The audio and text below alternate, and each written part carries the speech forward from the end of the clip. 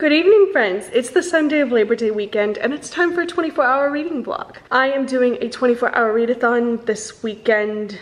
It's gonna start tonight and then go through tomorrow, which is Labor Day Monday. I'm very excited and I figured I'd talk through some TBR picks with you. So let's go find my books and we'll talk about my TBR and then get started on the vlog later this evening. I'm collecting my books and my room is a disaster. I just had a friend's bridal shower. I talked about it a little bit in the weekly vlog that I posted prior to this, but I apparently couldn't find an outfit, and so I left the room in shambles.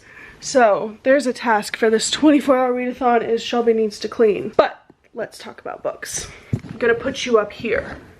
If you see a mess behind me, no you don't. I only have 2 books picked out for the next 24 hours and then I have a stack of options from my library. So the first one I've picked out for sure is An Offer from a Gentleman by Julia Quinn. This is Benedict's book because I also have Penelope and Colin's book and I want to get to this before the show comes out, so this is high priority, but maybe not for the next 24 hours, but just as like a thought, it is here.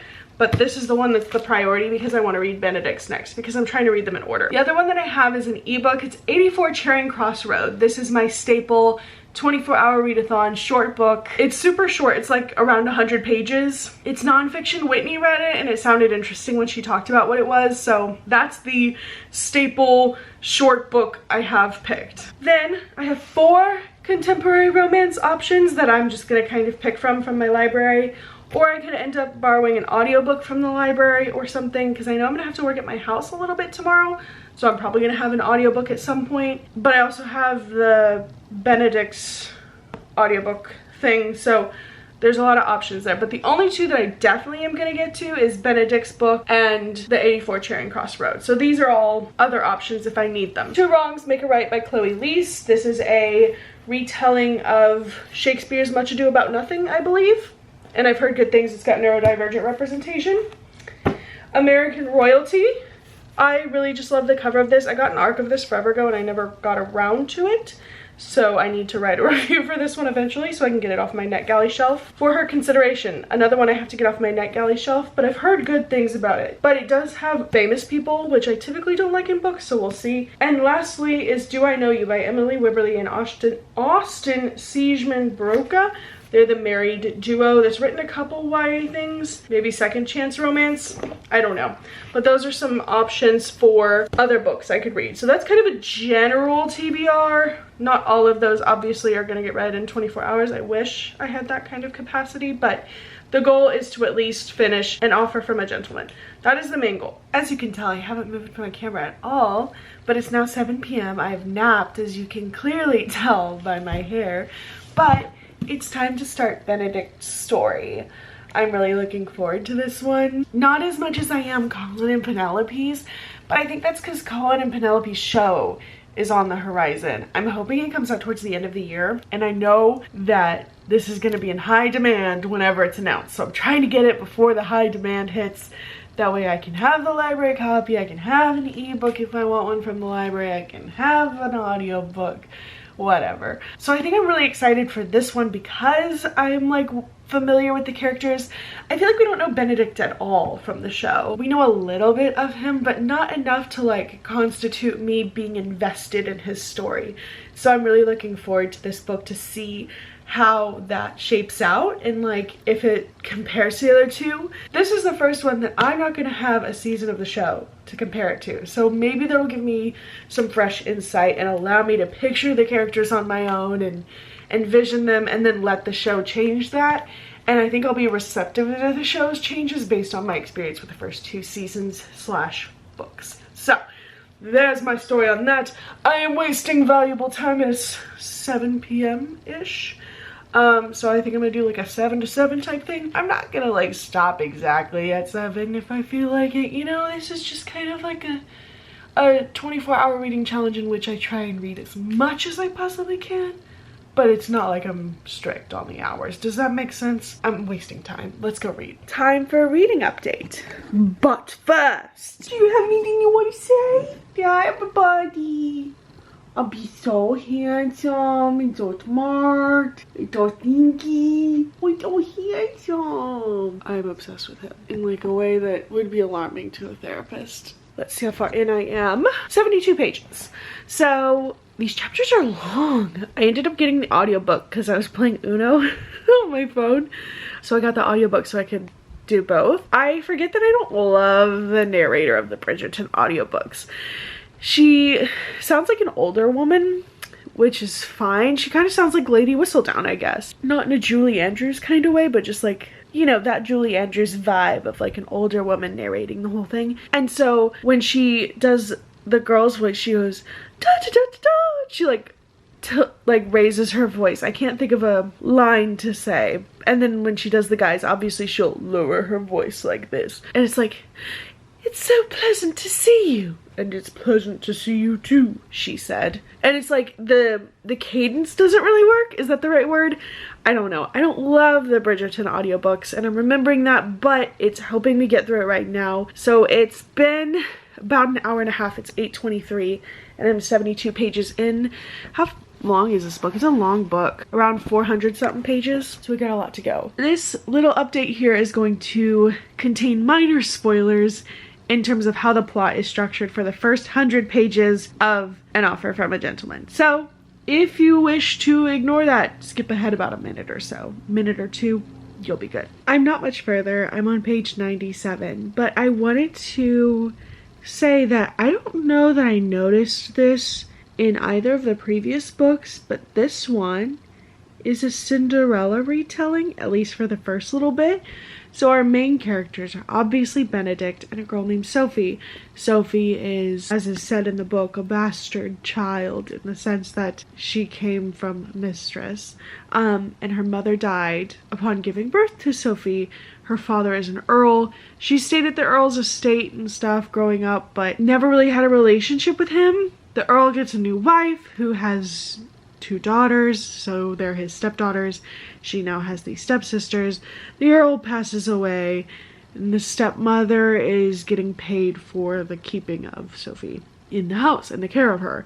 And yet they treat her like trash. And then Sophie and Benedict meet at a masquerade ball. That's basically the early synopsis of the story. It is so heavily a Cinderella retelling, but yet I'm not like upset at it. It's just like a little annoying at times. Like, it's like, okay, really, we're gonna do like this heavy of a cliche here? Like, we're really gonna go this hard on the Cinderella retelling? You're avoiding spoilers, you're free. Whitney's here now. Hi. Likely place for her to be. I'm in a very unflattering position on the couch. Yeah, because you posed. You're like, oh no, Shelby's pulling out the camera. Let me get sexy, submissive, and breedable real quick. I'm still at the last page that I told you about. Whitney and I got to chatting and shit talking as you do when you're a girl. You put 2 bitches in a room. 2 bitches in a room. Anyways, I'm about to do some more reading. So Whitney's not allowed to talk to me anymore because I have a 24-hour readathon that she is now participating in because she has library books to get rid of, and yet she's sitting on the couch drinking a straw blim, scrolling through her phone. I found out about a knitting and crochet convention in DFW on September 15th and you don't care? That's the end of this update. Time for another vlog update. Whitney, how's it going? I finished book number 1 of the weekend, and I'm reading an ebook now that's like 200 pages, so I'm thriving.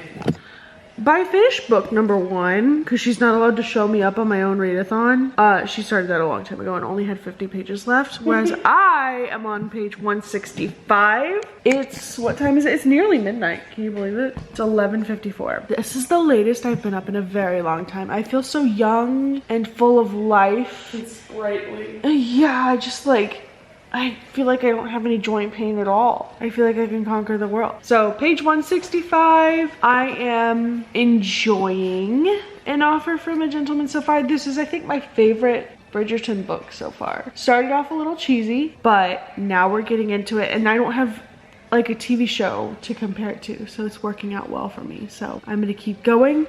I think my goal is like page 200 before I go to sleep for the night. Whitney's leaving. Say goodbye. Goodbye. She'll be here in probably a couple clips. I'm finishing on page 205 on chapter 12. for the night. So I met my 200-page goal for the night. Whitney finished a book and started a picture book. I mean, it's a middle grade book with pictures, but yes. Middle grade book with pictures. Our readathon's going well. Labor Day slay. Labor slay.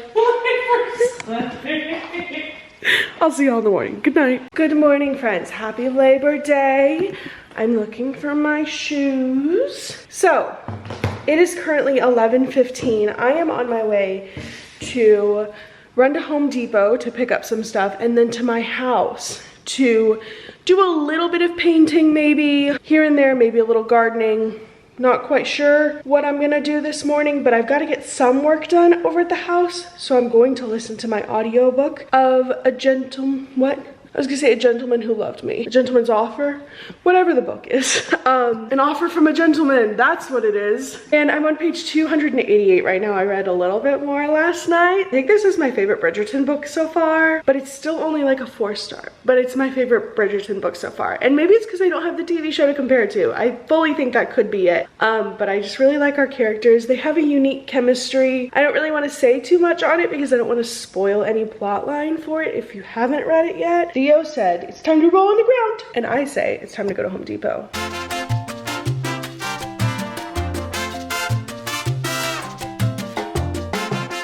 Hi, I'm at my house, so these clips are gonna be a little echoey. It is currently 1:30. I am 75% of the way through the book, and I have to go back into this room that I just left because I wanted to show you what I just worked on. So I'm having a few colorful walls throughout my house. And my guest room, I wanted to do this mural. I found like a picture on Pinterest that I really liked. It's a wallpaper. It's like pink pipes almost. I think Whitney called them intestines. I just mapped mine out. There's some points that are like super thick or super chalky. I'm gonna go in with like a super small brush and like make all the lines even and everything like that. So you have to ignore the fact that this is clearly just me like slapping it down, seeing if I like the layout of it. I'm obsessed. Like obviously this is super thick because I had a thick brush, and then there's like points where it's like not filled in at all, but that's so fun. I love it. I was gonna say I wish it was more pink, but I think once I get it all filled in, like you can see here, it's like patchy and stuff. Once it's all filled in, I think it'll look really pink. It looks a lot more like muted and purpley, but it's like a bright pink. It's like a pastel, but I love it. It's a statement for sure, but I love it. Oh my God. And then this one is the guest bathroom, and it's gonna have a rainbow mural in here. Hi. There's gonna be like a rainbow mural of like a bunch of different flowers and all sorts of colors and everything. So I gotta paint this room white, and then that might be all I do for the day. Good afternoon. It's now 4:22 if you gotta smoke it. And I'm having a little snack. I'm having some yogurt with M&Ms on top. It's delicious. It's like those little Yo Crunch ones. Anyways, I came on here to update that I finished The Gentleman Who... No, I almost said The Gentleman Who Loved Me, which is a mix between The Viscount Who Loved Me and A Gentleman's Offer. An Offer from a Gentleman. The Benedict Bridgerton book. That's what I just finished. I'm giving it 4 stars. It was definitely my favorite Bridgerton book to date. It was not without its flaws, but I thoroughly enjoyed it, and I'm gonna keep continuing on. Next is Colin's book, but next for this video, I am listening to the audiobook and reading 84 Charing Cross Road, which is a collection of letters sent between people. They're all the author's own letters, so it's Helene Hanks. Yep, that was how you pronounce that name. She writes letters to these bookshops, and the bookshop is located in like London on 84 Charing Cross Road. It's like the series of letters between them. It's super short. I don't know what I'm gonna read next. I've got a few options. I'm hoping to get like 2.5 books. Like I'm hoping to finish this book. I've already finished the Bridgerton book, and then get like about halfway through another before this little reading challenge is over for the day. Whitney's on her way over. We're gonna sit here and read together, so it's gonna be a great time. Whitney said she's ready for a vlog update. So Whitney's here now. Hi. Are you tired? Yeah. We sound tired. We're tired. I just finished 84 Charing Cross Road. It's nonfiction. Typically don't rate nonfiction. This is one I'm not gonna rate. It's letters of correspondence between this woman and a bookshop and the people that work at the bookshop, and just kind of, I don't know, you've read it. What did you think of it? Like for a synopsis or what I thought overall? No, just what you thought. It was heartfelt, and I didn't know it was nonfiction until I was like halfway through. It was really sweet, but overall, just kind of like, okay. Yeah, it was a book. There was. It was letters between a bookshop and a woman. A lot of people told me that there's like a movie based on it, I think. With like Kate Winslet. That could be interesting. Yeah, probably makes a better movie than a book.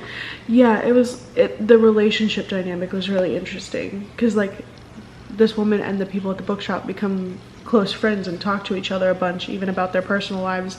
She's asking for a couple books. He sends it's one main guy. He sends over a bunch of books to her, and then she sends him money. And she just has this huge personality, which is the reason why you love her, is because, you know, she's American and they're British. She's like a writer from New York, and so she's like, this book you sent me was the greatest thing that's ever been penned, and I need everything else like this. And then the British man is just like, absolutely, very much so, yes, I'll get that to you. Like, the difference in tone. Yep, for sure. Yeah, there was one where she was like, this is such a nicely bound copy of it with the leather and the gold gilded letters. And he was like, yes, it is nice. But it was cute to see. And like, it was so sweet because it was also like World War II era, so they were rationing and shit. And she was sending him the whole stuffed Christmas boxes and stuff. She would send them like dried eggs or whatever, so they could have like fresh produce. Yeah. What should I read next? Court of Silver Flames by Sarah J. Maas. Okay, so the audiobook that's 10 hours long is Do I Know You by Emily Wibberley and Austin Siegemann-Broca. So that's what I'm going to read. I am going to listen to the audiobook of this and sort some laundry. Theo just used the bathroom in the laundry room, so it's stinky in there. Anyways, this is my next read. How many pages is this? 320-ish? Yup. And this is a library book, so if I can finish this by tomorrow, we can return this to the library tomorrow when we go. Are we still planning on going to the library tomorrow? Yeah. Okay. Oh my god, it's almost 7. I'm about to hit my 24-hour mark. I'm not. Oh. I'm now on Whitney's schedule. Hi vlog. Do you mind if I update from this angle? So it's nearly 7, so as we approach the 24-hour timeline, I am on page 50. What page are you on? 57. Shut up. But I finished 2 books and she hasn't, so. Material girl. What are you doing? You see me, Theo?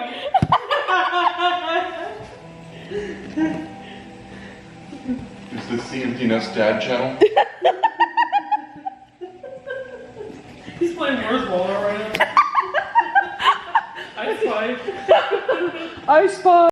So it's the end of 24 hours. It's now 7:30. I ended on page 62 of Do I Know You by Emily Wibberley and her husband.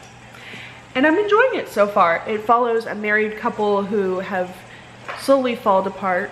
Fallen apart? Is that the word? Mm-hmm. Okay. Their relationship isn't what it used to be. They used to be like so happy and in love and everything, and now they just kind of are at a stalemate, as I've been describing it.